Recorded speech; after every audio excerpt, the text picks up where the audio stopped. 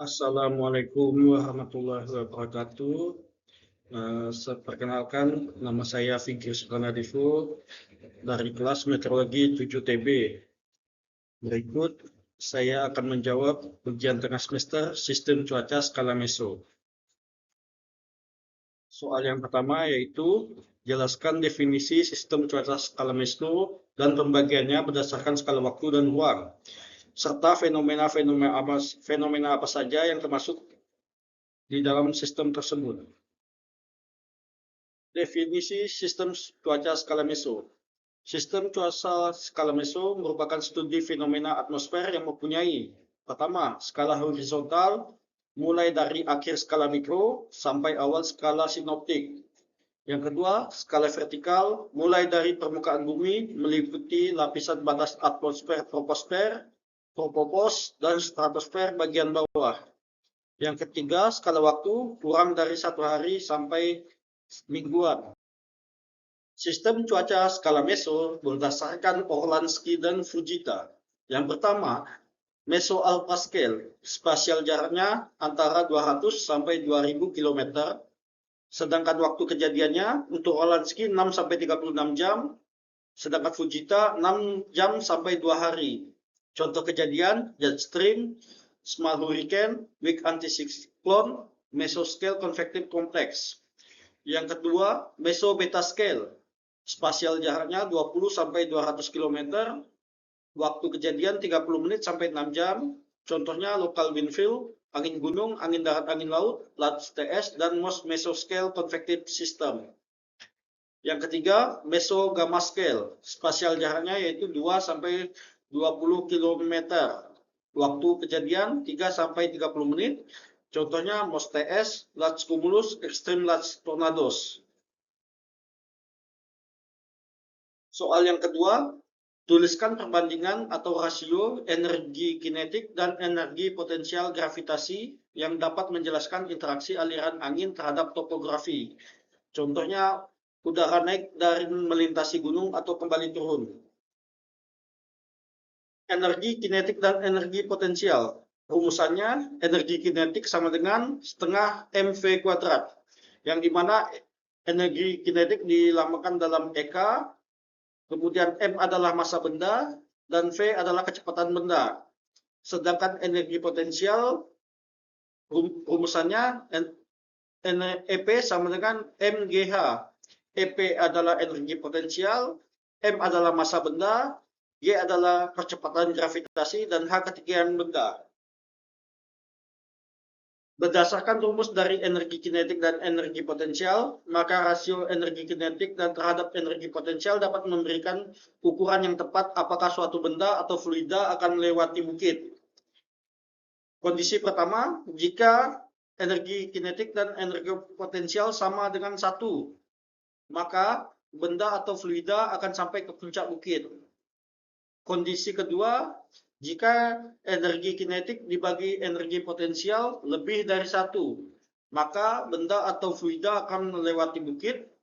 Sedangkan kondisi yang ketiga, jika energi kinetik dibagi energi potensial kurang dari 1, maka benda atau fluida akan berhenti sebelum mencapai puncak bukit dan menggelinding kembali ke bawah.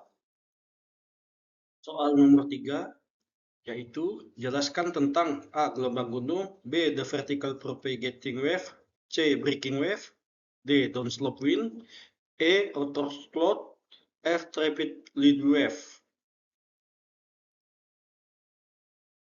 Gelombang gunung atau mountain wave merupakan gelombang atmosfer yang terjadi ketika ada angin kuat melewati halangan topografi dengan komponen utama angin tersebut tegak lurus terhadap penghalang. Faktor penyebab terjadinya gelombang gunung, yang pertama kondisi atmosfer yang stabil, yang kedua kecepatan angin yang besar, yang ketiga topologi pegunungan sebagai penghalang.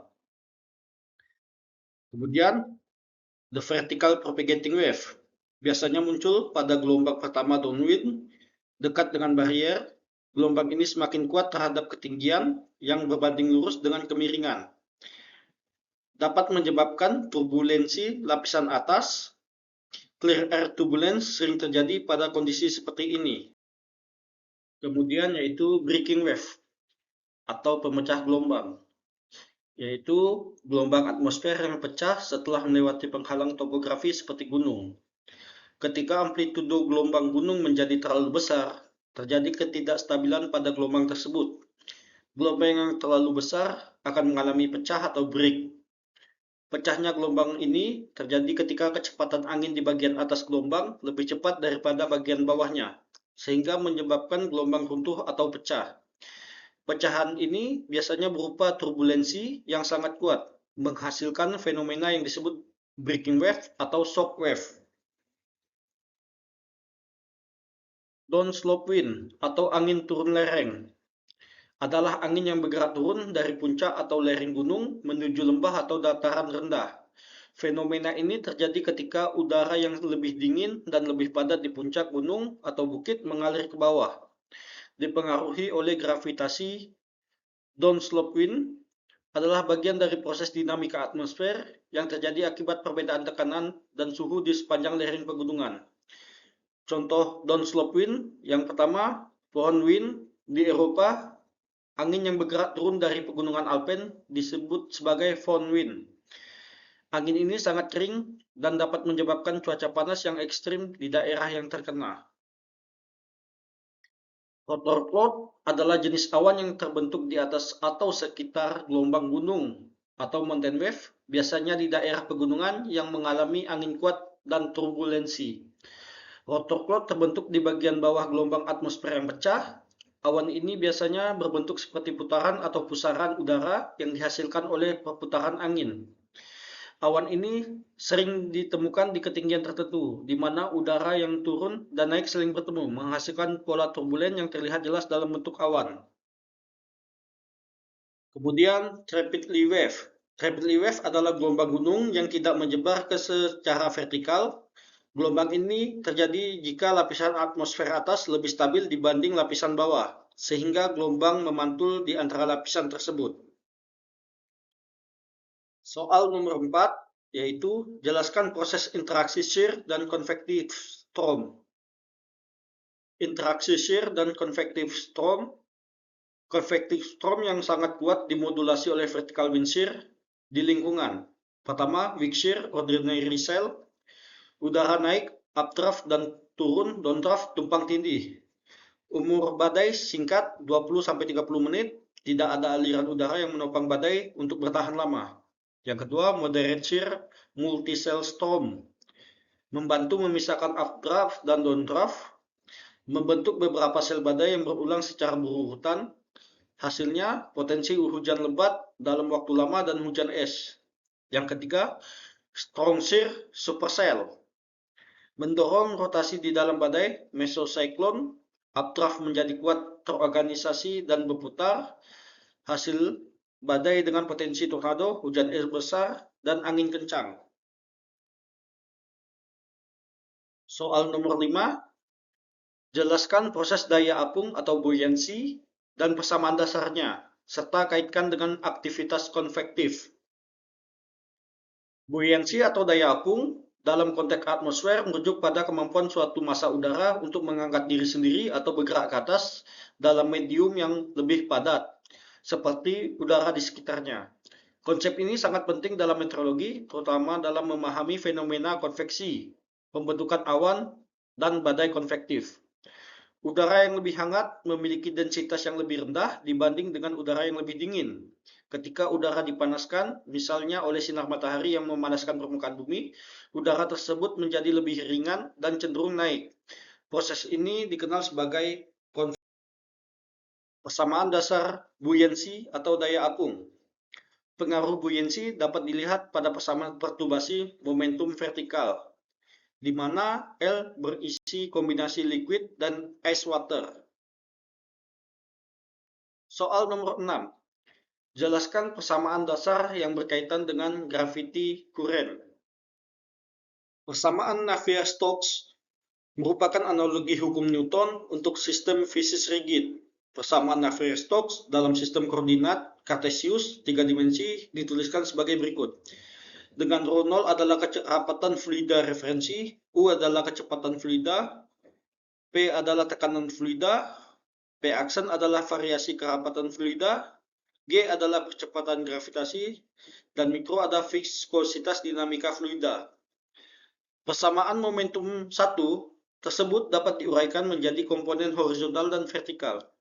Komponen vertikal persamaan 1 sering disebut persamaan hidrostatik dan dapat dituliskan sebagai berikut, dengan rho menyatakan kerapatan massa fluida. Persamaan kedua yaitu persamaan kontinuitas. Persamaan berikutnya yang mendeskripsikan fluida adalah persamaan kontinuitas yang menjelaskan hukum kekalahan massa dalam bentuk d rho per dt plus rho u sama dengan 0. Rho adalah densitas fluida, u adalah vektor kecepatan aliran fluida, pu adalah divergensi vektor aliran massa yang mengukur laju perubahan massa per satuan volume dalam aliran tersebut. T adalah waktu. Persamaan ketiga yang mendeskripsikan gerak fluida adalah persamaan keadaan atau sering juga disebut dengan persamaan kerapatan massa.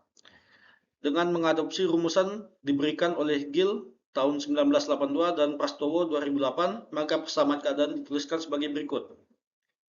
Dengan rho 0 adalah kerapatan air tawar pada temperatur T0 20 derajat Celcius dan salinitas S0 sama dengan 35 sebagai kerapatan referensi. Alpha adalah koefisien ekspansi termal dan beta adalah koefisien kontraksi salinitas.